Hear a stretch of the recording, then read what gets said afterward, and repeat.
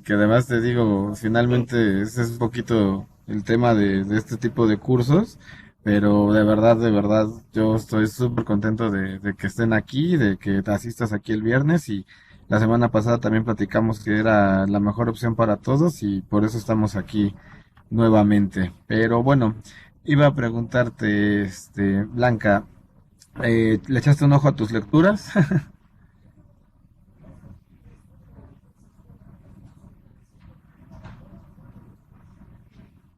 Blanca, ¿estás ahí?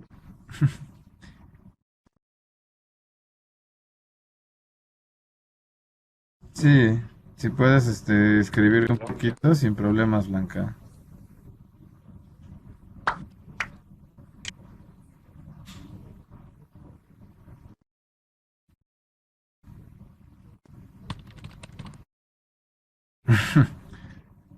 No sé.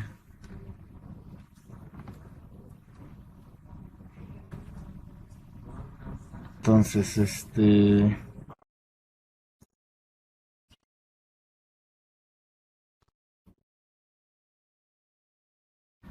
Blanca, ¿revisaste tu lectura?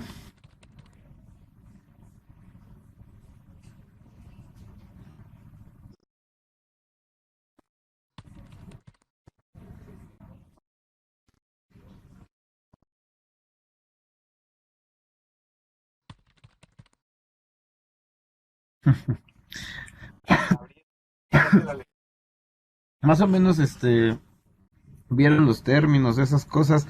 ¿Qué, qué opinan de la lectura a grandes rasgos? O sea, bueno, si se dieron cuenta es quizá algo un poco técnico, pero quisiera como que empezáramos con qué fue lo que vieron, qué dudas tienen y más o menos que hagamos un repaso.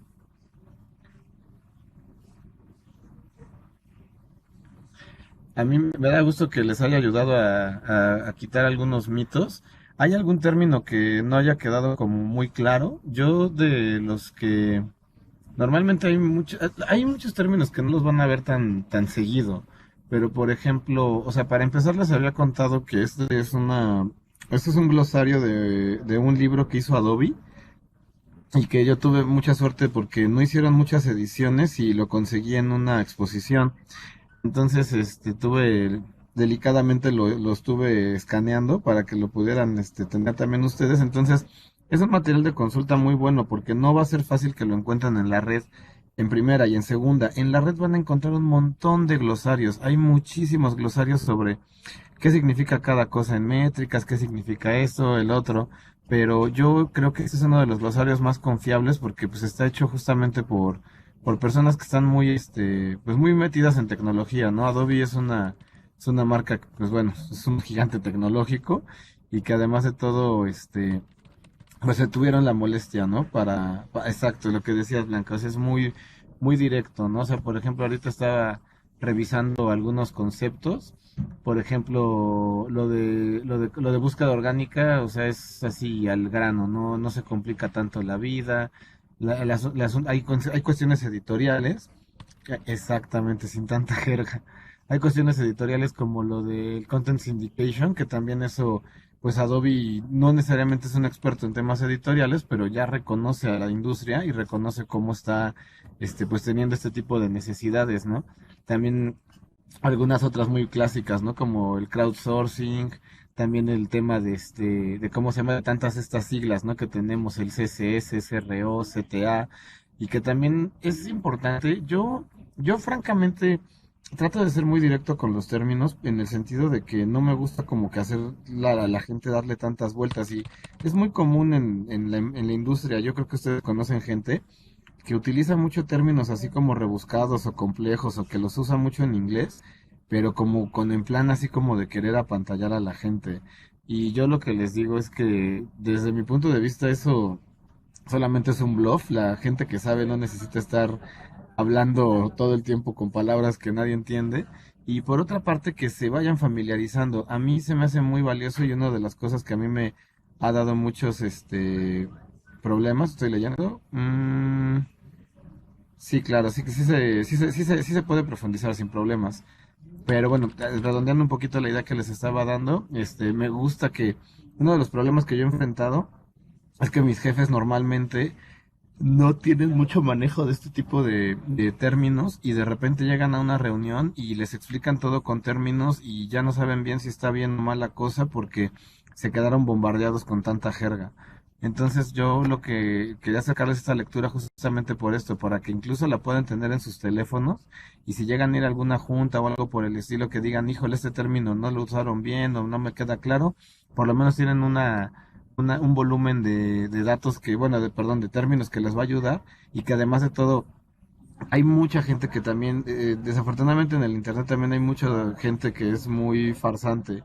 Entonces, para que ustedes pesquen ese tipo de personajes que nada más quieren lucirse o engañar y pues que ustedes estén bien seguras, ¿no? Y que además el día que les pregunten, oye, pero tú, ¿por qué? ¿De dónde sacaste esa, ese término de engagement rate, ¿no? Por decirlo así, ustedes tengan un respaldo sólido, ¿no? Que este es un glosario de Adobe y que además de todo no es como que Juanito se puso a escribirlo en su blog y interpretó como quiso, o sea, son verdaderos expertos en tecnología. Entonces, si quieren, tienen algún término que quieran revisar, repasar, hay algunos con los que yo estoy un poco más familiarizado, otros no tanto, pero en términos generales con todos estos ya pueden trabajar y además de todo, o sea, de los términos que están muy arraigados, ustedes se van a dar cuenta inmediatamente. Por ejemplo, los términos como el CPM, los términos también ¿cómo se llama? Bueno, el CRA, CTA también, que también ese es muy clásico.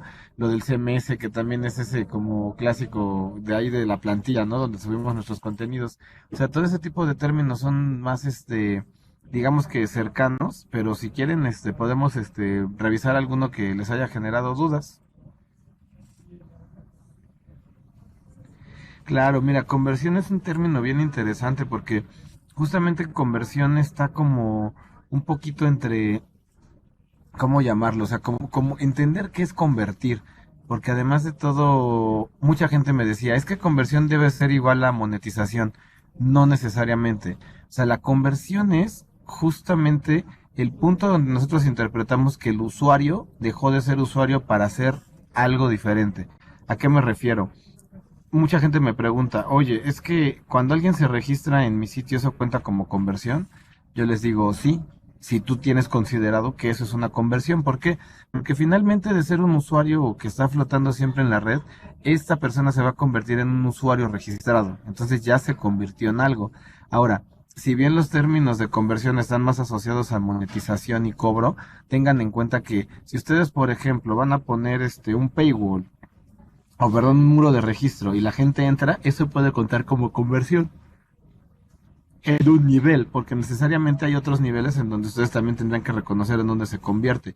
Por ejemplo, para muchos sitios de retail, el hecho de que alguien ponga productos en el carrito también cuenta como conversión, porque dejas de ser un usuario que no tenía, por ejemplo, ventas pensadas o compras pensadas y te conviertes en un usuario que ya tiene más o menos un deseo, ¿no? O sea, sería como como un usuario con una wishlist.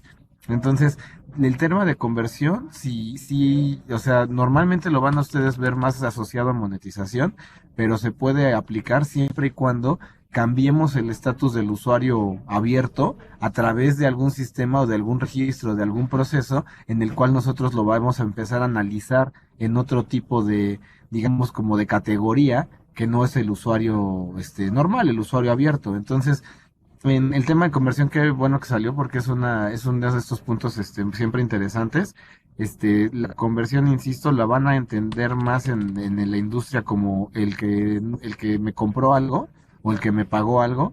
Pero, por ejemplo, también si ustedes tienen un sitio, por ejemplo, para organizar una carrera y tienen no sé, potenciales suscriptores, ¿no? O alguien que te interesa o quieres que te mande newsletter, eso también puede contar como una conversión. Entonces, tómenlo en cuenta para que ustedes, en cuanto detecten que va a haber una variación en el análisis del usuario por su tipo de comportamiento en web, entonces eso va a contar como conversión. Pero bueno, la conversión más clásica es que compren, ¿no?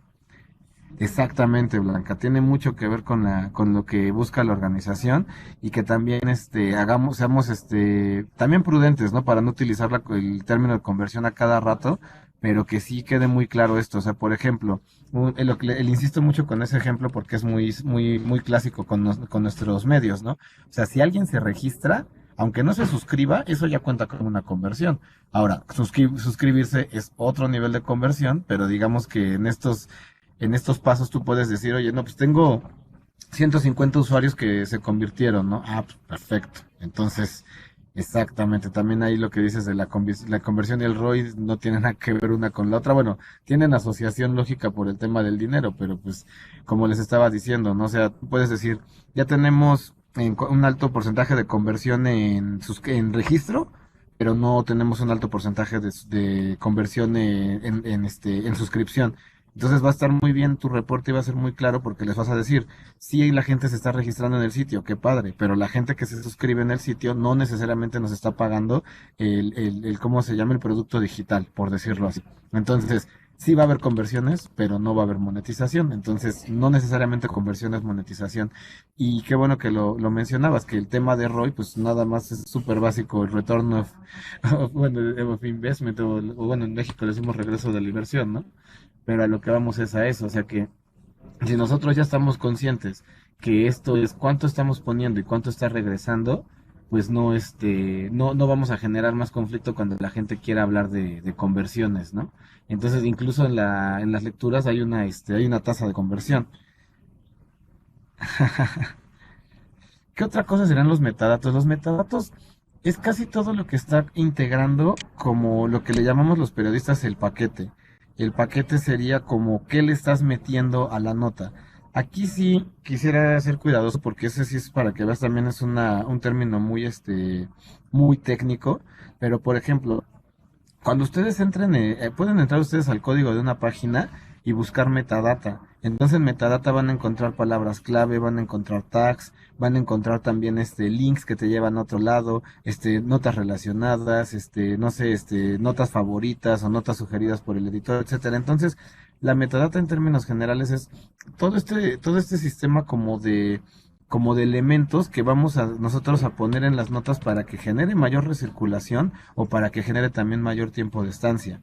Entonces, una nota sin metadatos sería como un Word, literalmente, o sea, una página ahí con nada más el texto, pero los metadatos son estos links que vamos integrando, o si voy a integrar una foto, si voy integrando un tweet, etcétera, etcétera. Entonces, es más conocido como metadata porque también ya decirlo metadatos como que lo asociamos con datos necesariamente, pero ustedes por eso ya tienen sus glosarios y tienen también bueno, lo podemos revisar y apoyar otros términos que tengan duda para que tampoco se confundan y que no haya este tema como de, bueno, es que ¿qué son los metadatos? ¿No? Pues es lo que les estaba diciendo. Si ponemos links, un PDF, si ponemos un video, un tweet, todo eso va a contar como metadata.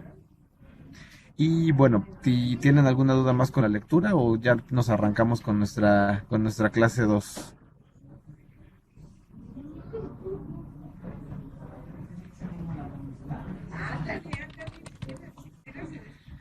¿Qué es un lead? Ese está bonito.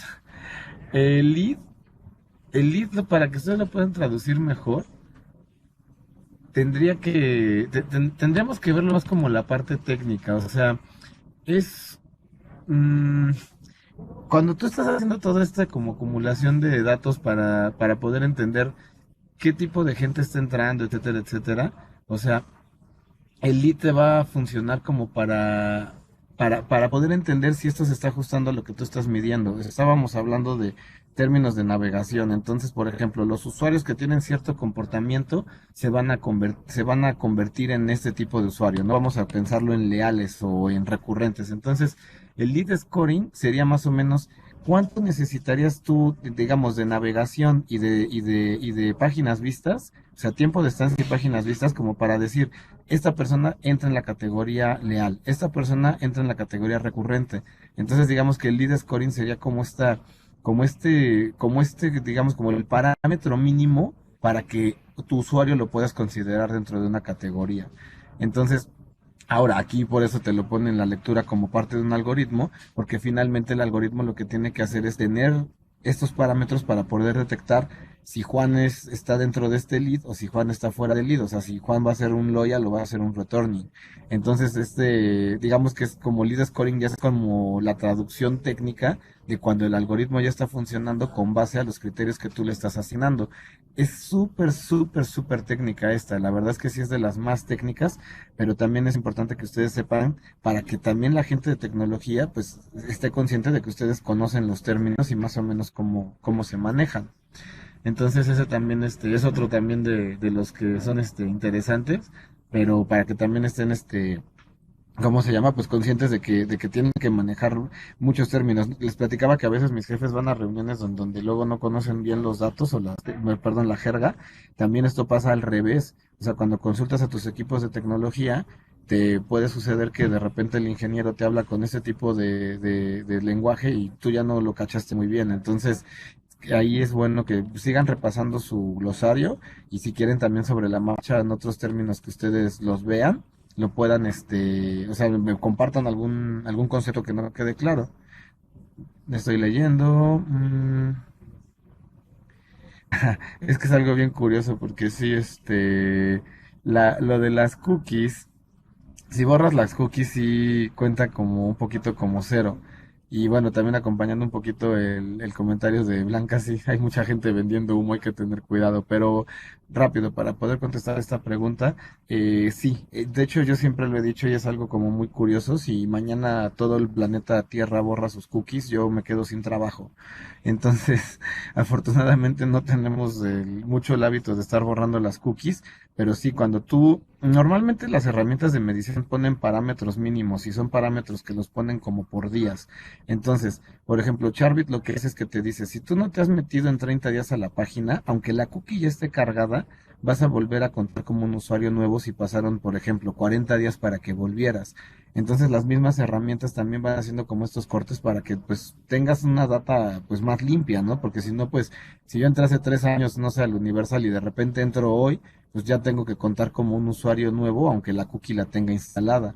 Entonces, eso también es importante y cuando ustedes tengan acceso a las herramientas, cuando vayan entrando a estos paneles en donde hay, por ejemplo, la lealtad, ¿no? Que es como este parámetro que también interesa mucho, que pregunten cómo está construida el parámetro de lealtad y bajo qué criterios está construido el tema de qué es nuevo, qué es recurrente y qué es leal. Ahí les doy una pequeña historia que me pasaba mucho con Google Analytics, que cuando yo empezaba haciendo estas cosas yo no sabía que las sesiones se caducaban cada 30 segundos. Entonces yo me quedaba pensando así, no, es que tenemos muchísimas sesiones y wow, o sea, yo pensaba que las visitas iban a explotar un día los números. Y ya después pues, me documenté y me acerqué obviamente a más información y pues encontré que decía que cada 30 minutos la sesión se cuenta como cerrada. ¿A qué me refiero con esto? Si yo entro ahorita al Universal y después de eso me voy por un café, pero me tardé mucho por mi café y me tardé 40 minutos y vuelvo a entrar a esa misma página ya arrancando mi computadora como está, o sea, digamos que no vuelvo a resetear nada, eso me va a contar como una segunda visita, no va a contar como si fuera solamente la primera visita. ¿Por qué? Porque después de que pasaron 30 minutos, o sea, el Analytics o la herramienta dice, se acabó la sesión, no hay actividad, entonces hasta que no vuelva a haber actividad, no te cuenta la sesión. Entonces eso también es importante. Normalmente casi todas las herramientas lo manejan en parámetros de 30 minutos. Cuando hay 30 minutos de inactividad, en el momento que vuelva a haber actividad, cuenta como una sesión nueva. ¿Por qué lo decimos esto? Hay que tener cuidado porque justamente, pues sí, hay mucha gente que de repente entra y llega a su compañero y, oye, vamos por un café, se tardan, pasa más de media hora y regresan a la página o simplemente tienen que trabajar otra cosa y no vuelven a la página para que todos ustedes también estén conscientes que conforme van creciendo esas visitas, hay muchas personas que entraron y salieron, pero es la misma persona que digamos que con una hora de diferencia ya nos genera una segunda visita. Y pues bueno, ahora sí vamos arrancando, ¿les parece? Bueno, pues entonces, ya esperaba nada más el ok de Blanca y listo. También les digo, si quieren, subrayan algunos términos, algunas cosas que no hayan quedado tan claras y los otros ya saben que la responsabilidad bueno, hablo de mí, ¿no? De Eduardo como profesor es que si yo no tengo la información a la mano, no, o no sé de qué estemos hablando con precisión, yo investigo, porque pues, ustedes por eso están aquí en el curso, porque lo mejor y lo que ustedes requieren es que estén ahora sí que cómodas, tranquilas y que yo me esmere lo más posible para que pueda conseguir la información que necesitan. Pero bueno, ahora sí vamos a arrancar. Bueno, veníamos de la clase anterior y seguramente están pensando en lo de su examen diagnóstico. Todavía no les voy a decir, obviamente, los temas de las calificaciones. Lo que salga de su examen diagnóstico no va a contar para la evaluación del curso, pero me dio mucho gusto ver que sí hay bastante idea, que sí están bastante ya un poquito más como cercanas y en algunos, obviamente, en algunos puntos pues sí nos falta como reforzar, pero justamente por eso hacemos el examen diagnóstico, como para entender en qué niveles estamos trabajando y cómo nos vamos a acercar al tema de métricas. Entonces, no se preocupen, digamos que en general o sea, les fue bien, pero también es normal y a mí me gusta mucho hacer el examen diagnóstico porque justamente encuentras como cuál es lo que requiere la gente, ¿no? La gente que estás capacitando. Pero bueno, aquí en este slide, yo les puse que, evidentemente, como ustedes ya hicieron un examen diagnóstico, ya hicieron su lectura, pues ya son unos especialistas. Yo solamente estoy compartiéndoles este slide como para que vean más o menos cuáles son los niveles. Es una pequeña pirámide en donde la parte más alta va a ser el usuario único. ¿A qué nos referimos? Que es como el dato más aislado, como lo más cercano a entender cuánta gente está entrando. Ahora, siempre tengamos cuidado con eso, porque uno de los temas más clásicos de las métricas es, oye Lalo, pues entonces los usuarios únicos son la cantidad de gente que está entrando. No necesariamente, porque hay un criterio en métricas que es muy importante que ustedes sepan y que lo tengan siempre presente, que es la duplicación. ¿Qué significa? Gabriela puede entrar hoy al mismo sitio por su computadora, por su teléfono y no sé, podría utilizar una tablet. Entonces, cada dispositivo va a registrar un usuario, pero Gabriela solamente es una persona. Entonces, hay que entender muy bien esto, ¿por qué? Porque en los análisis que se hacen de la industria, que son un poquito más amplios, sí nos llegan a decir más o menos cuánta gente está entrando a internet o a sus servicios web, etcétera, a través de qué cantidad de dispositivos. Y eso nos va a ayudar a tener una aproximación más certera de cuánta gente está entrando al sitio. Ahora, si bien existe este criterio de duplicación en casi todas las herramientas, pues también finalmente el dato es real. ¿Por qué? Porque el perro no activa el smartphone, ¿no? A menos que sea un perro súper inteligente o que su huellita pueda funcionar con una pantalla touch. Pero a lo que vamos es que, tomando en cuenta también por eso era importante los datos que les compartí la semana pasada sobre cómo está el consumo de internet en los países, porque tú también te puedes dar cuenta de, por ejemplo, ¿no? Yo en el Universal a veces tenemos cifras, no sé, superiores a 25 o 30 millones de usuarios. Y mucha gente me dice, oye Eduardo, pues es que eso es casi una cuarta parte del país o una tercera parte. Yo les digo, sí, pero no. ¿Por qué? Porque más o menos el nivel de duplicación de audiencia es como de un 30%. Entonces, si yo quisiera como realmente saber de esos 30 millones cuántos están entrando al Universal, pues aproximadamente serían como unos 22 o 23 millones de personas, más o menos. Pero ese es un cálculo un poco aventurado y también, si quieren, como dicen aquí, sacado de la manga, pero tampoco no estamos dando un dato que no sea cierto. ¿En qué sentido? En que pues si no tengo el número preciso, por lo menos puedo aproximarme más o menos al cálculo de cuánta gente es realmente la que está detrás de estos números registrados. Pero tampoco se preocupen mucho por eso. Yo solamente les comparto un poquito como este marco que es un teórico, pero al final del día, o sea, esto es importante que ustedes lo sepan para defender sus datos, porque hoy un día va a pasar eso, ¿no? Que, oye, no, pues no sé, por ejemplo, un diario argentino tiene 40 millones de usuarios y resulta que en Argentina viven 30 millones de personas. Pues evidentemente es un dato que está patético poderlo compartir así, pero sí podríamos decir, oye, pues está es muy curioso que que ¿cómo se llama? Que nosotros estemos registrando más gente de la que vive en el país, ¿no? Entonces hay que tener cuidado también para presentar los datos. Sí estoy viendo ahorita lo del mercadeo, las prioridades de los page views y es un dato inflabilísimo.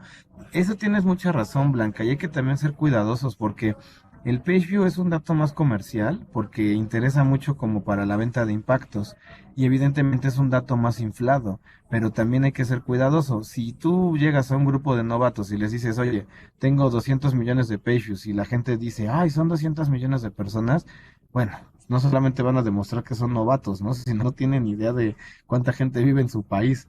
Entonces hay que ser también bien cuidadosos y qué bueno que lo mencionas porque a veces no solamente es la data que se produce en casa, sino es la data que recibes.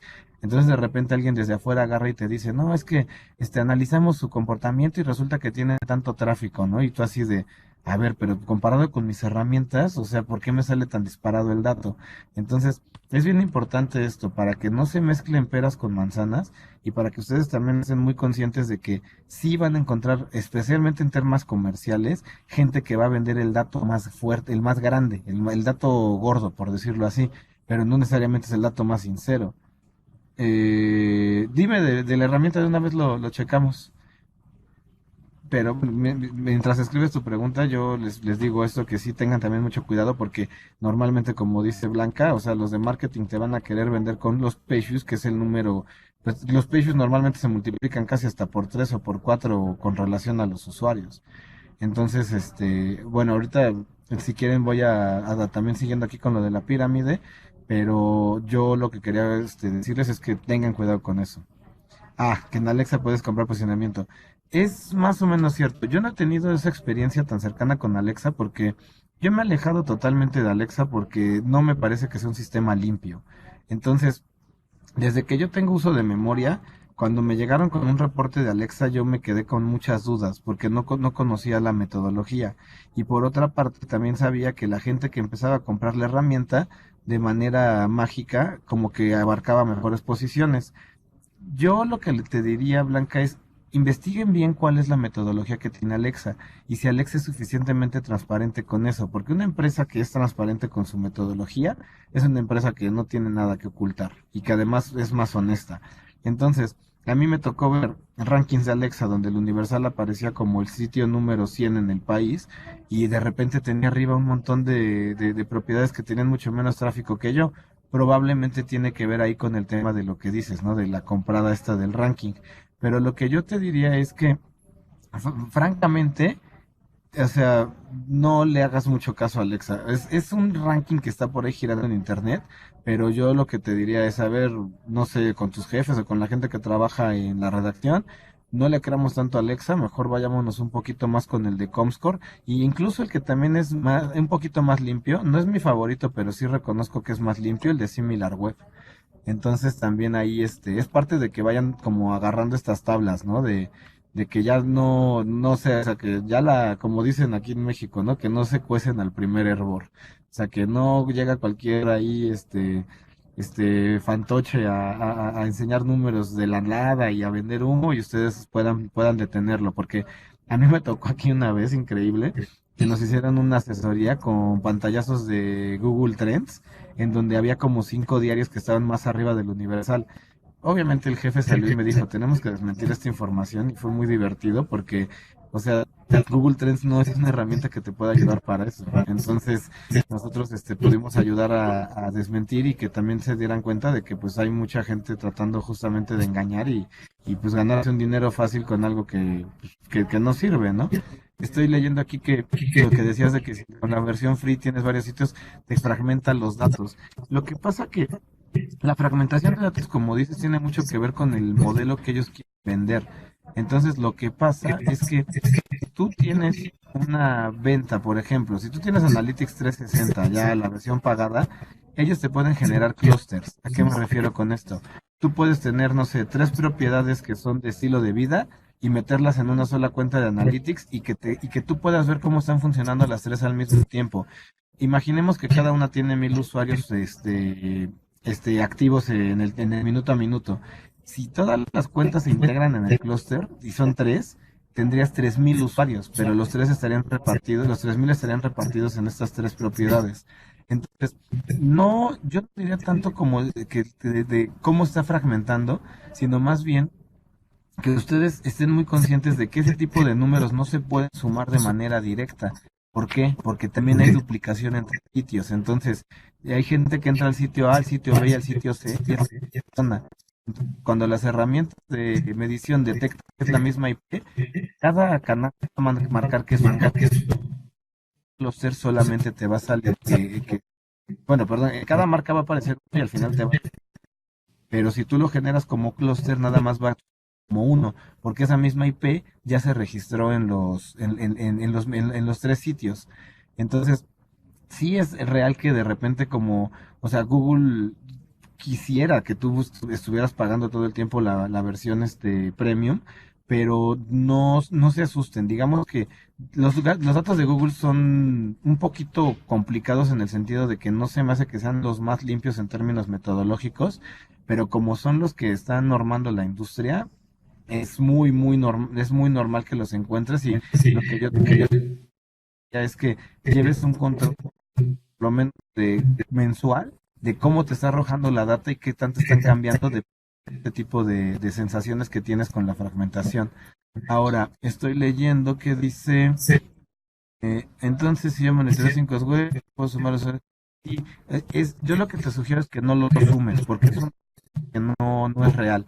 Entonces, si tú, por ejemplo, tienes cinco sitios web, yo tuvo 5 usuarios, y tú le pones 25 al final, tú no sabes cuánta aplicación, no sabes cuántos de estos usuarios estuvieron dándose de un lugar a otro. Ahora, esto, yo te lo digo, si a nivel comercial tú lo puedes sustentar y decir que por qué lo estás sumando, yo, o sea, francamente, si yo estuviera del otro lado y te cacho, te diría, oye, ten cuidado con eso. Pero es difícil que lo detecten en general. Lo que yo te sugeriría o lo que yo sugiero es que presenten los sitios por separado. Tienes cinco sitios. El sitio te está marcando 5 usuarios, entonces no pongas al final 25.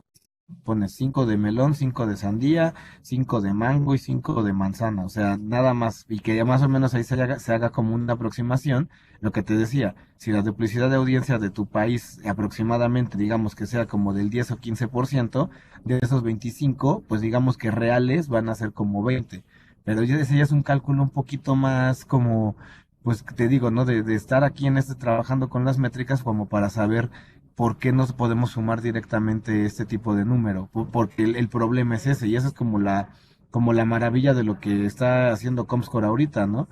Que Comscore lo que nos asegura y que yo les digo que yo confío mucho en cómo trabaja Comscore, que sí está desduplicando. Entonces, es bien chistoso porque tú en un reporte de Comscore ves que tu propiedad global dice, no sé, por decirlo, 3000 y de repente te metes a tus sitios al desglose y el desglose dice 2000 y 2000. Y tú dirías, oye, pero pues si los sumos son 4 sí, pero como hubo cierto porcentaje de duplicación, la suma al final te dio 3000 no te dio 4000. Y eso es algo bien interesante y con eso ya podemos también ir avanzando con los slides. Y las métricas son muy matemáticas, pero en las métricas 2 más 2 no necesariamente es 4 para que lo tengan siempre presente. Entonces, bueno, voy a seguir comentándoles qué tenemos aquí en las diapositivas. Entonces yo esto lo divido, siempre me gusta compartir este slide porque creo que es bastante claro. Entonces, la parte más alta, la más aislada es el browser, que digamos que es lo más cercano a la audiencia, lo más cercano a cuánta gente. No me va a decir perfectamente cuánta, pero es el dato más aproximado y es bastante válido. Luego viene la parte de las sesiones o las visitas. Sesiones o visitas también es todo un clásico porque no es una métrica que me dé tanto el de acercamiento a la audiencia, pero es una métrica que me va a decir qué tanto están entrando y saliendo al sitio. Y es muy importante. A veces, como que a las visitas ya no les hacemos tanto caso, pero las visitas nos pueden dar a entender muy bien qué tipo de contenido está generando más interés, por ejemplo, en usuarios recurrentes o en usuarios leales. O sea, ya entraron aquí a casa, ya entraron al sitio, ¿qué es lo que les está gustando? ¿Qué tiene más visitas, no? Ahora, de ahí viene abajo también páginas vistas, que como les decía, esto también a veces se resume en impresiones. Y aquí, si se dan cuenta, yo le puse una cadenita al de en medio y al de hasta abajo. ¿Por qué? Porque la punta de la pirámide, al ser la parte más aislada, pues esto nos va a dar un dato de audiencia, un dato muy puro de audiencia. Pero los otros dos datos son datos que se relacionan más a consumo. Entonces, por eso pusimos esta flechita de engagement. ¿Por qué? Porque entre las visitas y los page views voy a poder intuir mejor qué es lo que se están consumiendo y con los browsers yo voy a poder ver mejor qué tanta audiencia tengo. Siempre uso el ejemplo del restaurante, creo que tengo 6 años haciendo esto, 5 años, y el ejemplo del restaurante me gusta porque casi no falla. Si de repente lo uso demasiado, díganme, porque ya creo que la gente se va a hartar de mi ejemplo.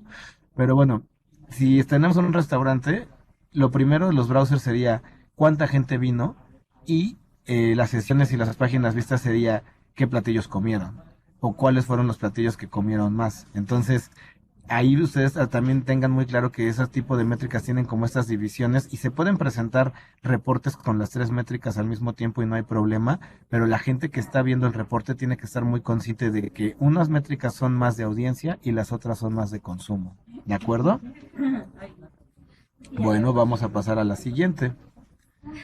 Aquí yo lo que les estoy compartiendo es un cuadrante que me parecía que era muy útil. ¿Por qué? Porque en estos temas que estamos hablando de la metodología y de cómo se mide, hay varias vertientes, ¿no? Pero hay dos cosas que son muy básicas, que yo se las quisiera compartir así. La medición se hace a través de cookies y panel. O sea, las cookies que sería la parte técnica, perdón, y el panel que es un poquito la parte más humana. Entonces, las cookies, como ustedes bien saben, uno deja como este rastro como de programación en internet para que cuando entras a un sitio por primera vez, las siguientes veces sea más rápido. De hecho, también lo de las cookies las bautizaron así por el cuento de Hansel y Gretel. Pues porque, pues sí, gracias a las migas de pan o galletitas que fueron dejando, ellos pudieron regresar a la casa después de escapar de la bruja, ¿no? Pero bueno, a lo que vamos es eso, o sea, las cookies se llaman así, así las identificamos, porque estas nos van a funcionar para pues para regresar más rápido a los sitios que ya hemos visitado, ¿no? Entonces, no me quiten el empleo, no borren sus cookies, o bueno, bórrenlas, pero periódicamente. Ahora, si se dan cuenta, arriba tengo la división, donde están las galletas son cookies, del lado derecho es panel. Del lado izquierdo tengo dos cosas. Uy, dos cosas que van a ustedes poder ver, que es donde yo pongo ventajas y desventajas. ¿A qué me refiero? Ninguna de las dos metodologías es perfecta. Entonces, las ventajas de las cookies es que recopilas muchísimo volumen de información. ¿Qué significa? Cada IP que se esté conectando al sitio te va a generar información. ¿A qué me refiero? Si tú tienes 10 millones de usuarios en un sitio, o sea, estás haciendo una recopilación de datos súper grande. O sea, volviendo a la época de la televisión y el rating, o sea, pues sí te la daban por puntos y 3 puntos de rating o 5 puntos de rating, pero aquí tienes muchísimo más claro o más cercano el número de cuánta gente es, o sea, a qué equivale este número, ¿no? Ahora, recolecta fácilmente los segmentos. ¿A qué me refiero con esto?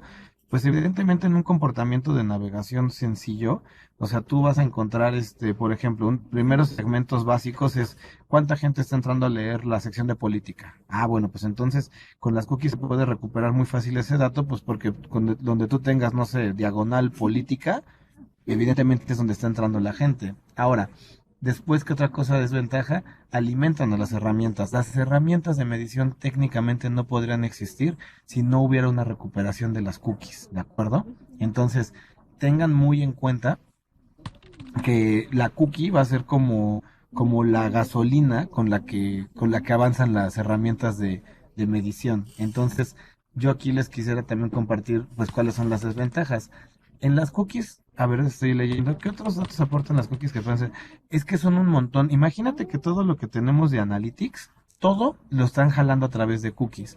Entonces, yo te puedo decir desde lo más básico, como cuáles son las páginas más vistas, y la otra, te podría decir, por ejemplo, cuáles son los sitios que tienen, más dificultades de carga para las personas del norte de México. O sea, puedes llegar a ese grado. Ahora, para ajustar con los contenidos, editoriales, yo lo que siempre les sugiero mucho es que empiecen con una base de métricas sencillas y luego poco a poco vayan ustedes haciéndolo un poco más complejo.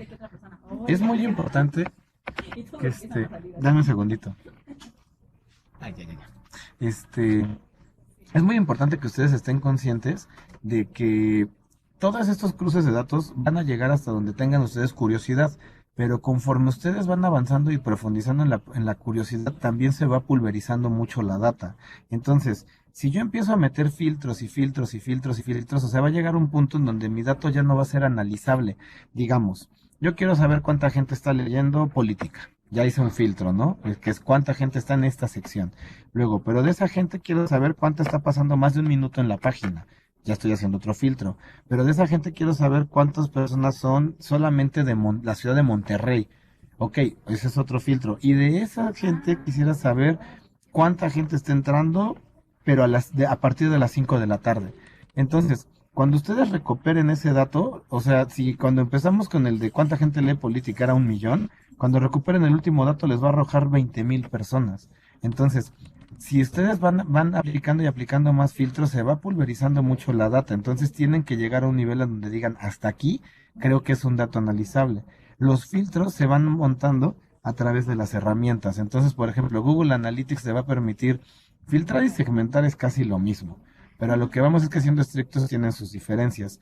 Entonces en Google Analytics tú puedes agarrar y decir, oye, a mi panel general, porque hay un dashboard que es muy genérico, quiero ponerle solamente, por ejemplo, Google Analytics tiene más demográficos, quiero poner mujeres, solamente mujeres que están leyendo el sitio. Entonces inmediatamente esa métrica, ese filtro, me va a descartar a todos los hombres. Entonces cuando me descarte a todos los hombres, entonces yo tengo que entender que lo que voy a leer es todo, perdón, todo lo que yo estoy sacando de este universo para analizar y que exclusivamente gira en torno a las mujeres, ¿no? Entonces, ahora digo, vuelvo a avanzar un poquito, porque les decía el tema de las desventajas. La medición de hábitos no es tan precisa, es justamente lo que les decía. ¿Cómo vas a ver Google Analytics, por ejemplo? Ese es uno de los problemas que yo tengo más con Adobe. Yo manejo Adobe aquí en el Universal y me encanta Adobe. De verdad es una herramienta súper, súper buena. Ah, algo pasó.